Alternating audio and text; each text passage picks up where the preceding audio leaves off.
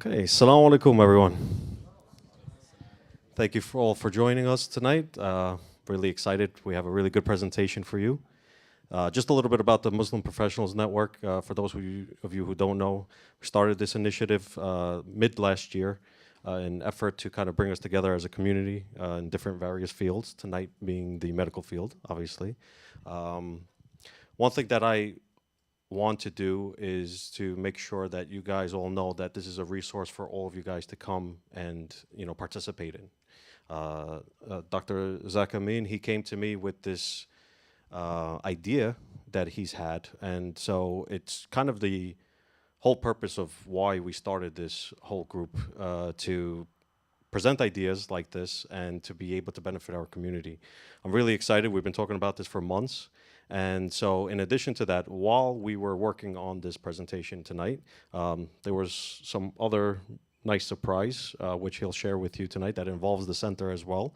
So all the donations, all the things that we've been putting into this building to be built for us to benefit from it, as you can see, it's already starting to kind of come back to us in this community. So just a little bit about the itinerary. So Brother Zach will go ahead and he'll do his presentation. We'll do a quick Q&A session. We'll break for Maghrib. We'll pray Maghrib, and then we'll come back up here.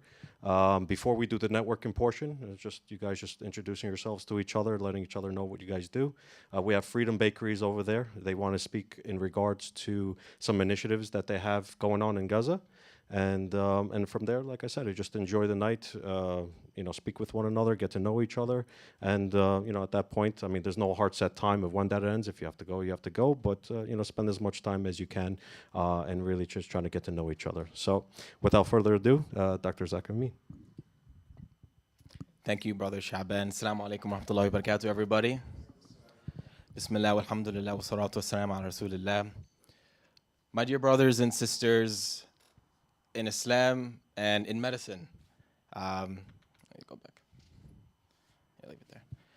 I was doing some reflecting, and I saw the big hospitals that we have and that we all work in, mashallah. I saw medications to treat diseases of every kind and surgeries with precision that will really astonish you. And I got curious. I wanted to know, what is the origin of this? What was the backstory of all of this greatness? What I found was very beautiful.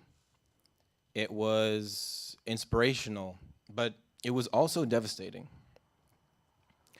It was in Iraq where, in my opinion, the most important medical advancement in history was made. The medical advancement that all medical advancements after it probably wouldn't exist without it. It was hospitals. Muslims invented hospitals in Baghdad, in Iraq. They never taught us about that in school. Very, very strange. They also created the first ever clinical trials. You know, the process that all of our guidelines are derived from, and where the pharmaceutical companies are making billions of dollars off of, that is a Muslim institution right there. Also, Muslims invented pharmacies in Baghdad as well. Now, unfortunately, much of this infrastructure is gone. The Mongol Empire did end up destroying it. Wow, the Mongol Empire. Every time we hear about the Mongol Empire, we hear how large they were, how vast they spanned, all the way from Eastern Asia to Western Europe. Wow, they went all the way across. And then when we're talking about history, we just skip to the next, okay, then the Middle Ages. Well, wait a second, what happened to the Mongol Empire? Why are you just talking about how big and bad they were? What about, what about their downfall? It was in Egypt where the Mongol Empire suffered their first and most decisive defeat. Their progress was completely halted by Muslims in Egypt, and they were never able to fully recover again after that. But something else happened as well. You see, when they were destroying these hospitals in Iraq, and these pharmacies, and the libraries, they became very impressed. And they hired exclusively Muslim doctors for the rest of the entire Mongol Empire to take care of them. You see, the Mongol Empire had three main heads. There was the Persian Khanate, where Persia is or Iran is today. The main portion, which is where China is in Mongolia today, and a third portion where India and Pakistan are today. These doctors, they did something very special. They did dawah within the Mongol Empire. You see, when you do dawah as a medical professional, it's so profoundly impactful. We are on the front lines doing very meaningful work, really touching people's lives. So when they learn about our way of life, it's a little bit different than just somebody else or in a different type of setting.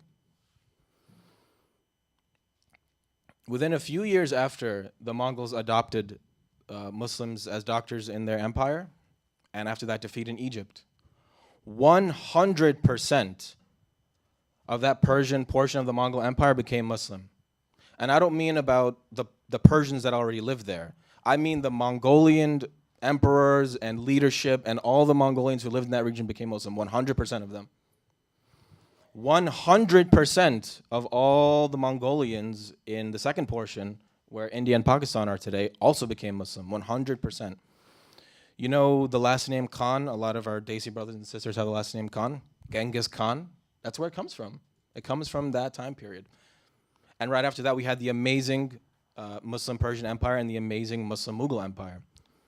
Doing dawah as a medical professional can literally change the world. They literally changed the world. That's not hyperbole. They changed the entire world. The Mongol Empire disappeared.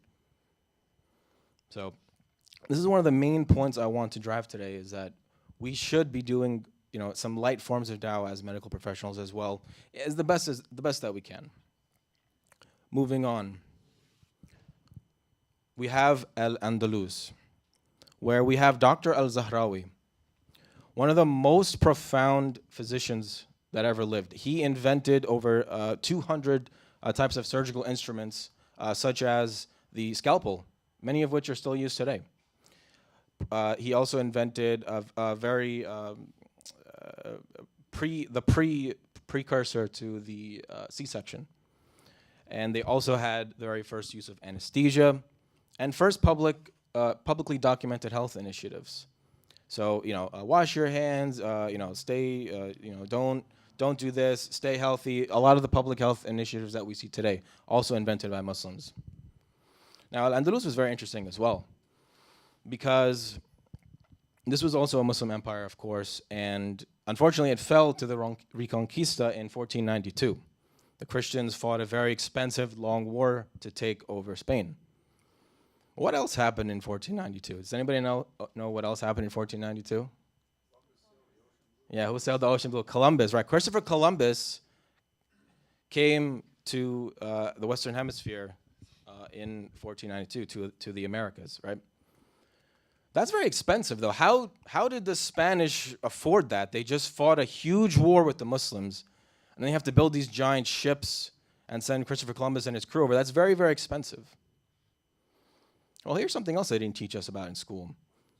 That money that was used was Muslim money, right? Once they took over Spain, all the riches that the Muslims had now became the Christians.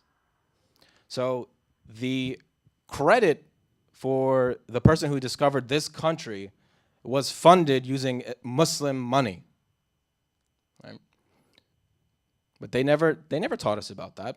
That's very strange. Obviously, it wasn't the Muslims' intentions to fund that, but they did use the gold and silver that the Muslims made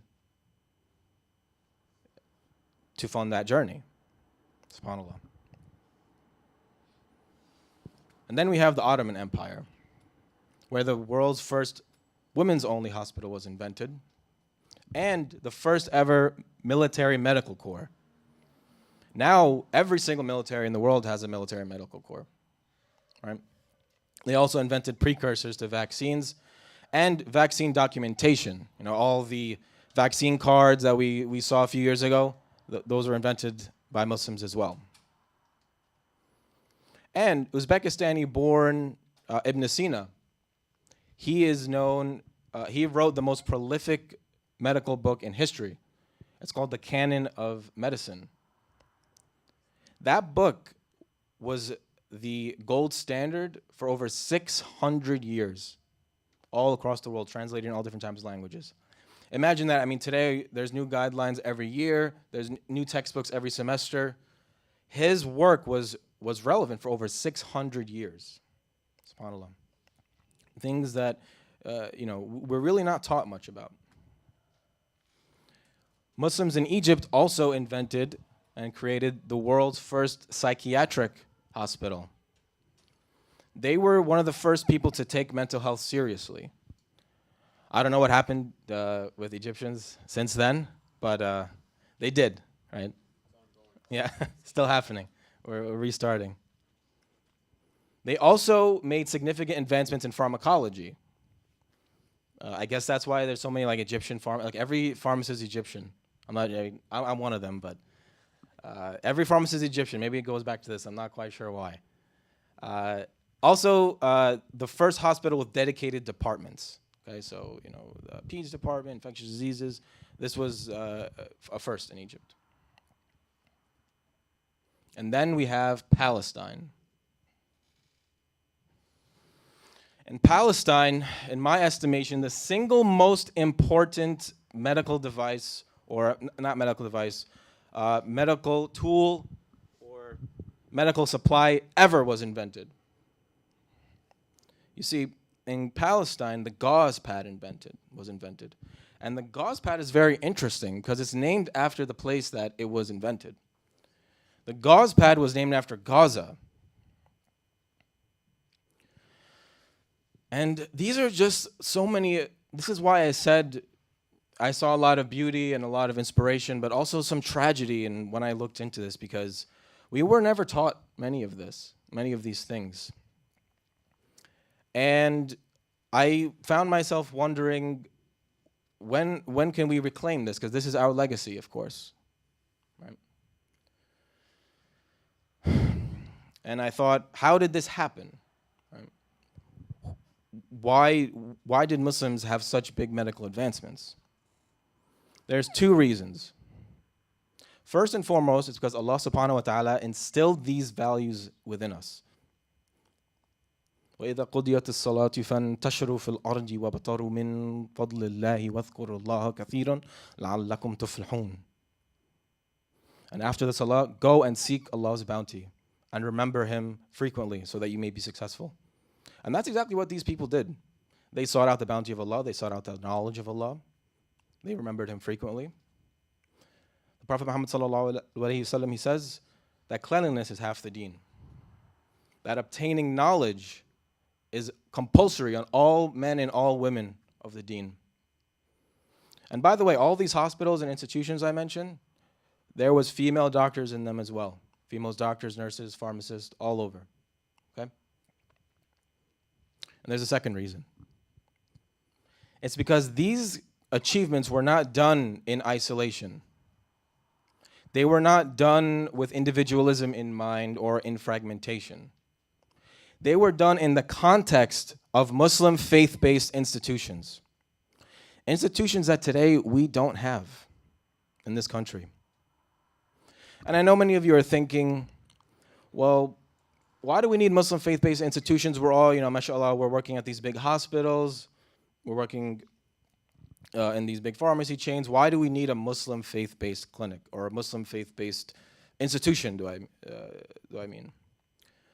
Well, let's go through the progress of a people coming to a certain area, right? First, they come and they live, right? Like we came to America, we started living here, but there was no masajid, right? We're a religious community, so there was no masajid here.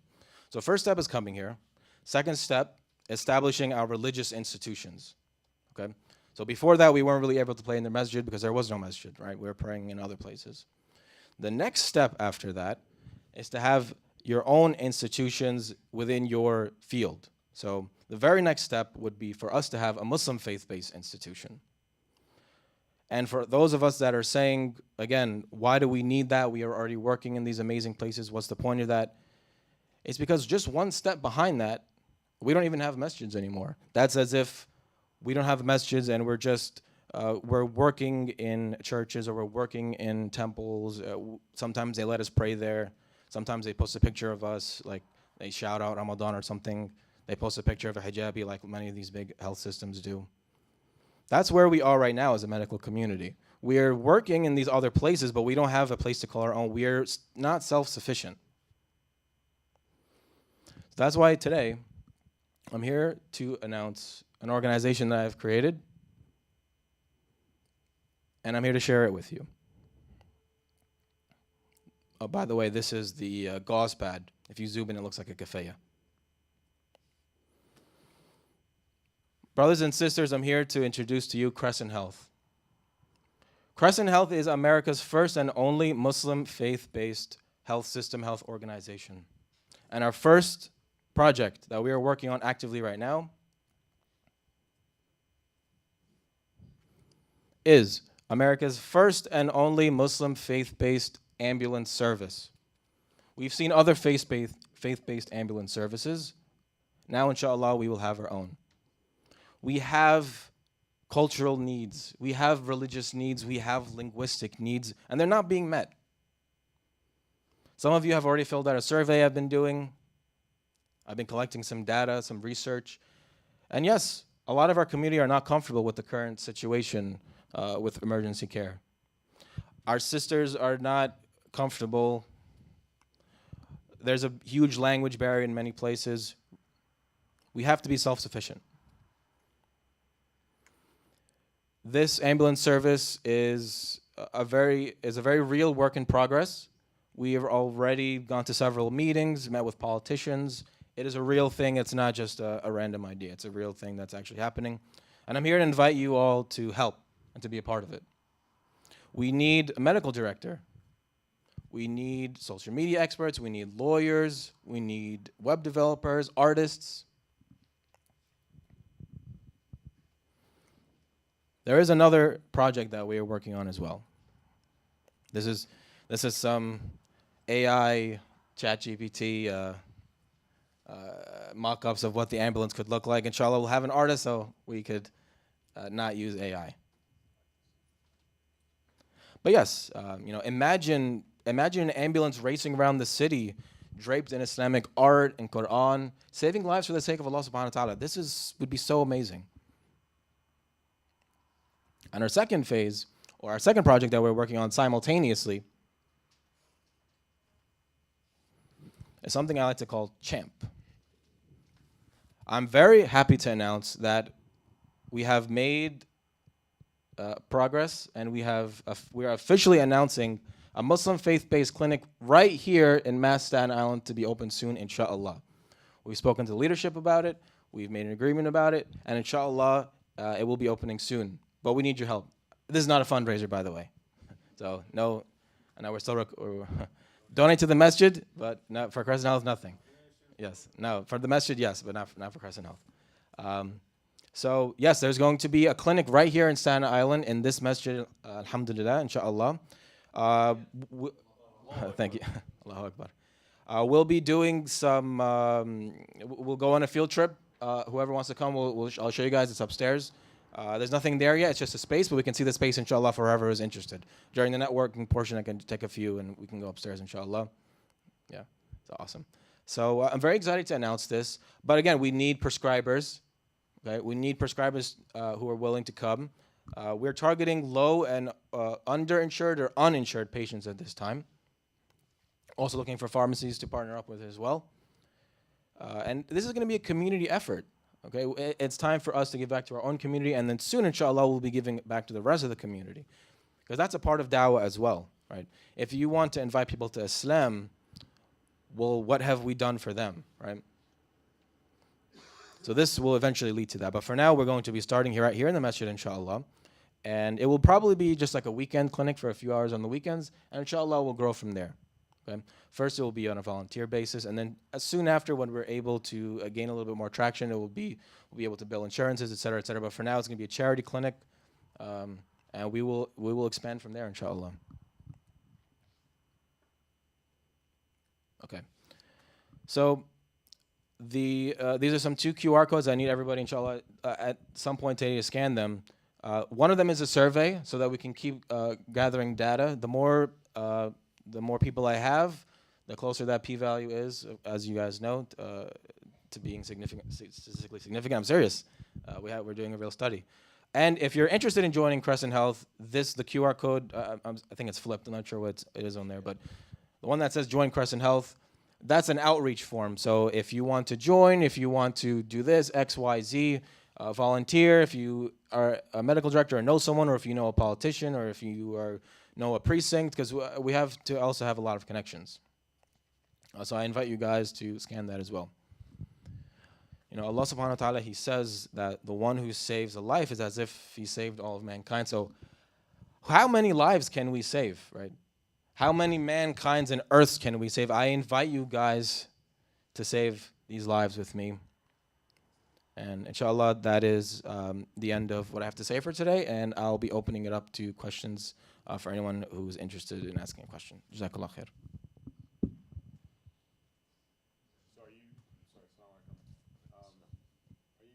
Are you planning to open the clinic as to like everybody, like doctors, nurses, things like that? Like, what is the vision on how you're going to do this? Is this going to be physicals? Is it just going to be blood pressure taking?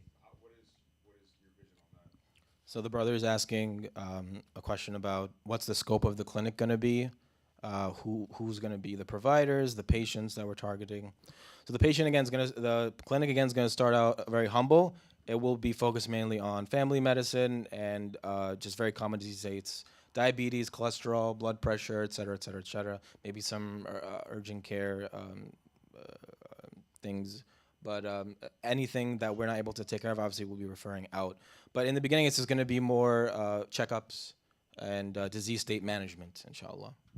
And yeah, anyone who's able to prescribe, MD, DO, obviously PA, NP, is invited to volunteer, inshallah. Yes. Yeah, and it would also depend on grantors. Like if we have a grant to cover a certain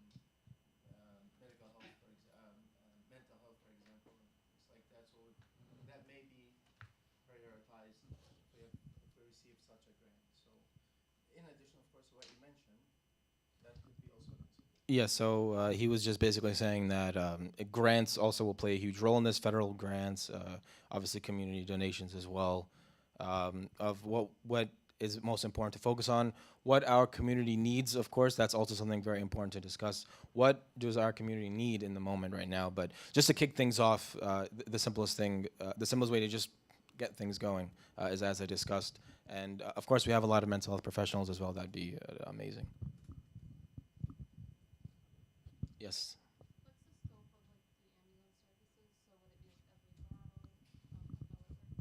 So the ambulance service, they're very territorial.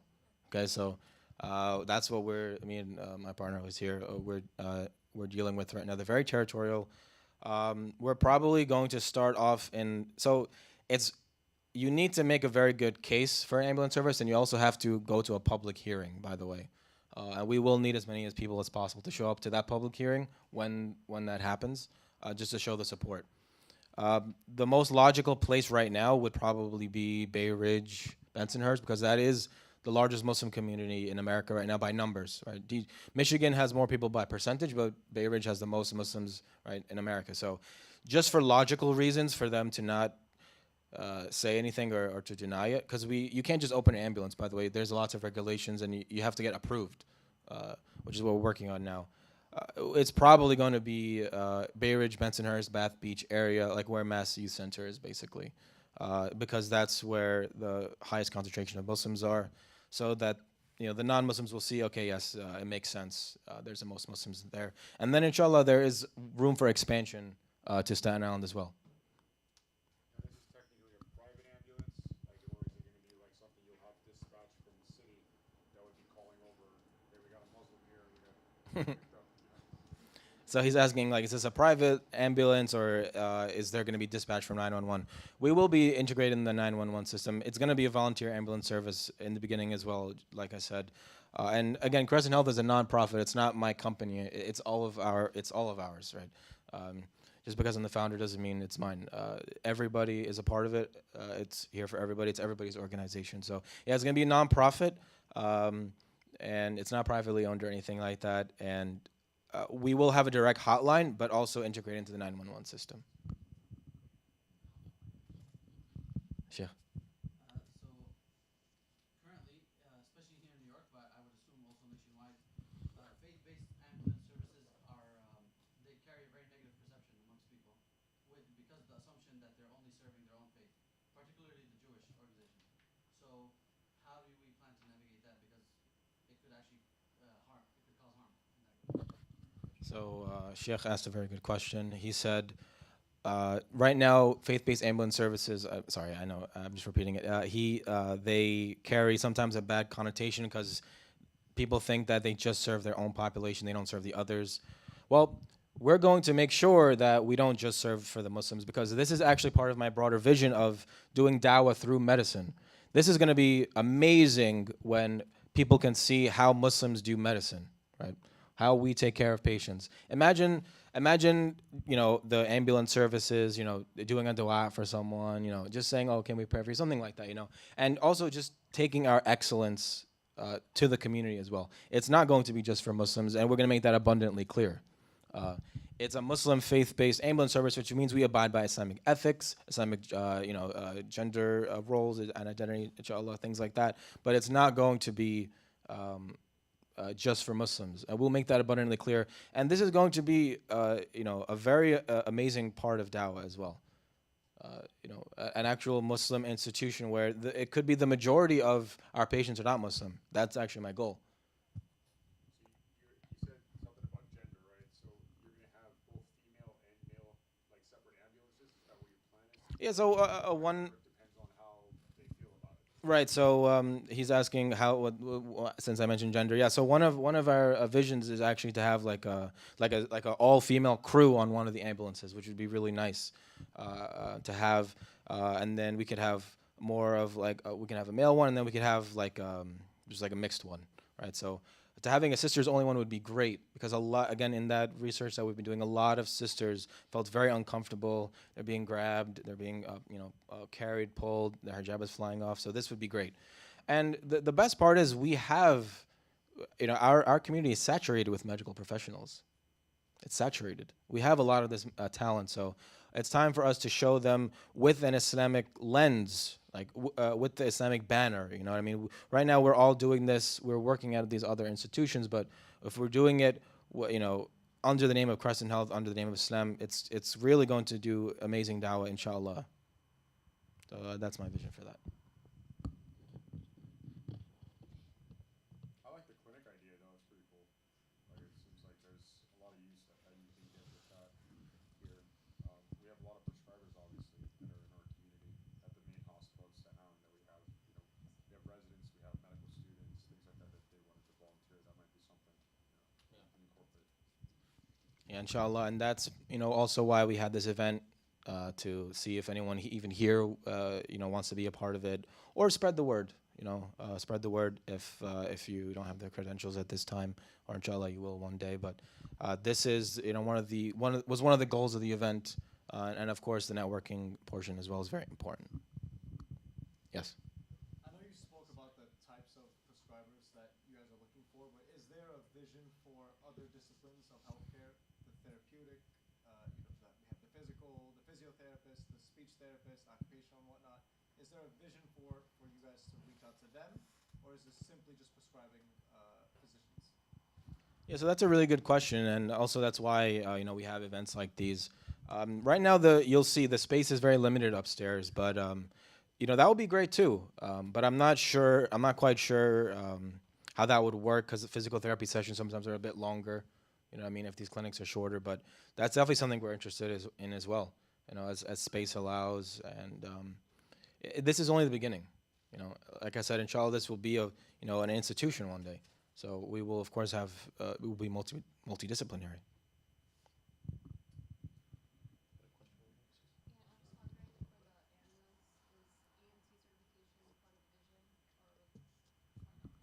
Yeah, so she's asking, is EMT certification part of the vision? Yeah, it's required. So you have to. Well, you have to get EMT certified through like a school. Yeah, yeah.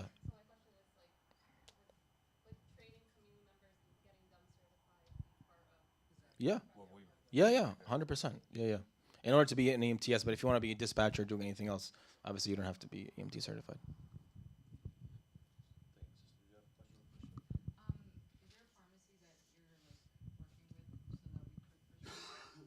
Not yet. No, another reason for this event.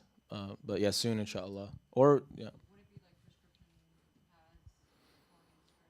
Yeah, you can call in a prescription or use the physician could also use their own personal prescription pad from their practice because it's a charity clinic. It's not associated with a private practice or with a health system. You know, you're able to do that. Yes. Is there a timeline for this? What's the timeline looking like? Right now we have the space. We're just working out a few regulatory things. He's asking what's the timeline for this regulatory things, and we're recruiting, prescribers right now as we speak. So technically we have the space. We just need the furniture and just making sure everything is compliant legally.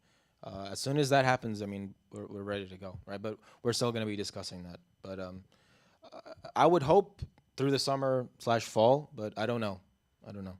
But it all depends on the community, really. Prescribers, grants, or we have to buy the furniture as well for the clinic. But very good question. And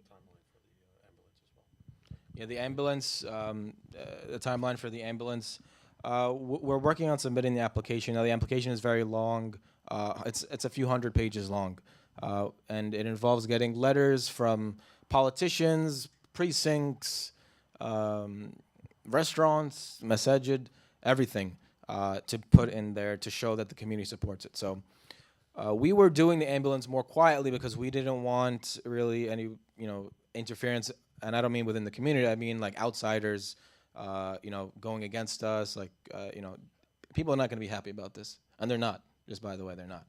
But after several meetings, they basically told me, this can't be like a little secret project. You have to get the community support for it. The community has to be very, very like rumbling for it. You can't just sneak it in, because I wanted to just sneak it in there and then tell everyone, oh, we have certificate, now let's do this. They said no, you can't do that. You have to do the public hearing. There has to be public support and public need as well. Okay, so we're working on that right now.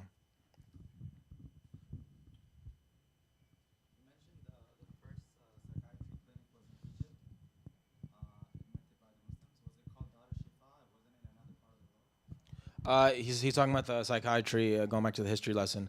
I meant like the psychiatric hospital. I don't know about a clinic, but I'm not sure about the name, but the first psychiatric hospital, the entire hospital, not just a clinic. I'll get back to you.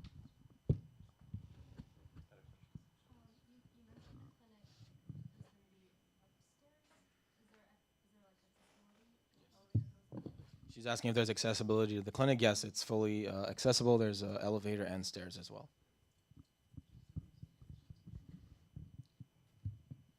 Is there going to be any sort of budget in terms of like for the ambulance or for the clinic? Are you guys going to be needing like support in terms of like buying certain items, or is that like already taken care of? Like, what's like? He's asking, will we need financial support? Ambulances are expensive, clinics are expensive. Absolutely, we will. It's not fully taken care of, but we don't want to start, taking donations yet. We just came back from Ramadan. We need a break.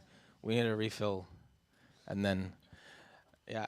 So another thing is, especially with the clinic, inshallah we could, but the ambulance, the thing is that we don't want to take donations and then it keeps getting roadblocked and they keep denying it, and then like what are we supposed to do with all the money? So how the ambulance works is they'll accept like letters that say, if the certificate, it's called the certificate of need. If the certificate of need is granted, then I will donate X amount. So they just want to see some people saying that they will donate, like letters stating that.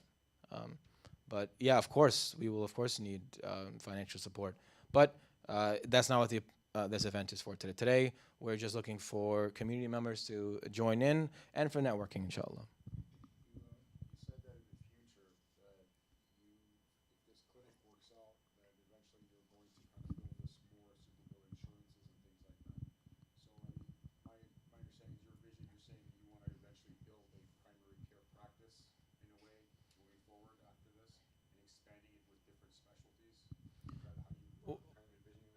So you're saying the future. So within the masjid, it probably will always be free because it's inside the masjid. But as the Crescent Health system, inshallah, grows, I do see it, inshallah, being an entire health system one day, with ambulances, clinics, and even bigger than that. Right? We have so many. And every single hospital, right, that we're seeing today is a faith-based hospital, almost, right, except for Northwell. There's some sort of religion attached to it. So, that's really my ultimate goal, is to get there one day. But right now, this is where we're starting. Baby steps. Yes. In regards to the pharmacy offering its voluntary services, what's expected out of it? That's a good question. I don't know if I want to have I don't know if I expect the pharmacy to also give the medication for free. I don't think I'm going to do that. As a pharmacist, I know it's very expensive, but inshallah, also a faith-based pharmacy, like or a pharmacy that exudes Islamic values, right? So that's something to be worked on, but we will need pharmacy partners 100% to send patients to, so that we can have the full circle, Islamic values in healthcare all the way around.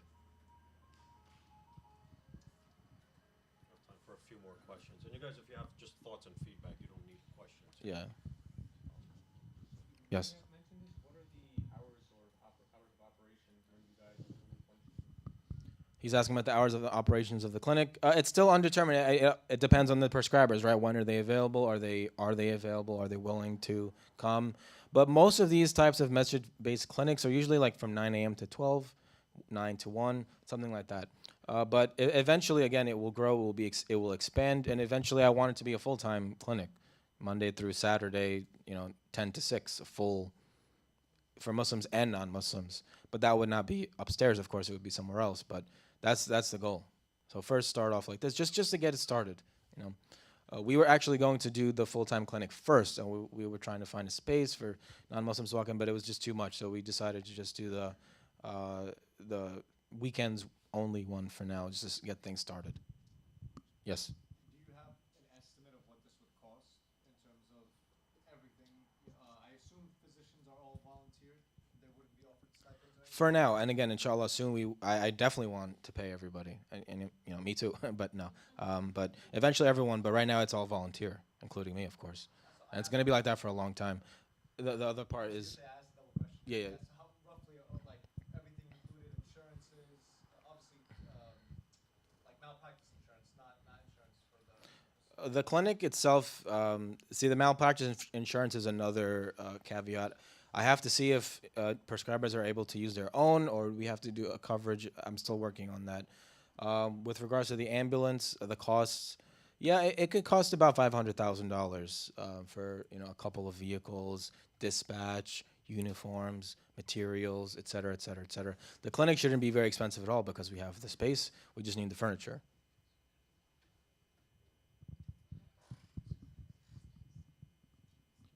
We have time for one more question. Of course, intake, people for administrative things. Like I said, we need everything. Everything, even artists, like we have lawyer, everything. Who's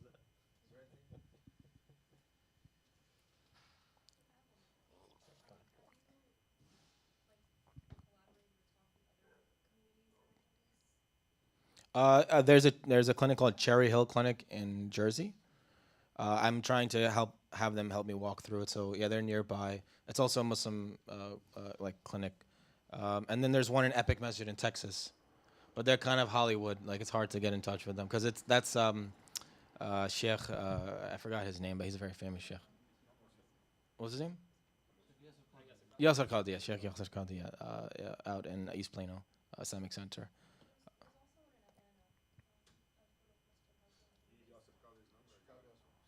Chicago as well. Yes.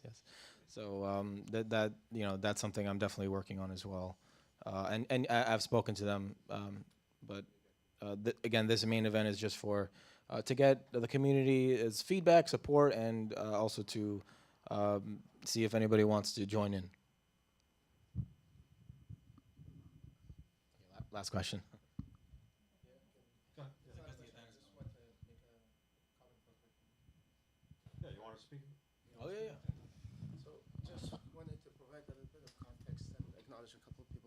So, Assalamu alaikum. My name is Sharif Ahmed. I'm the executive director here at Staten Island.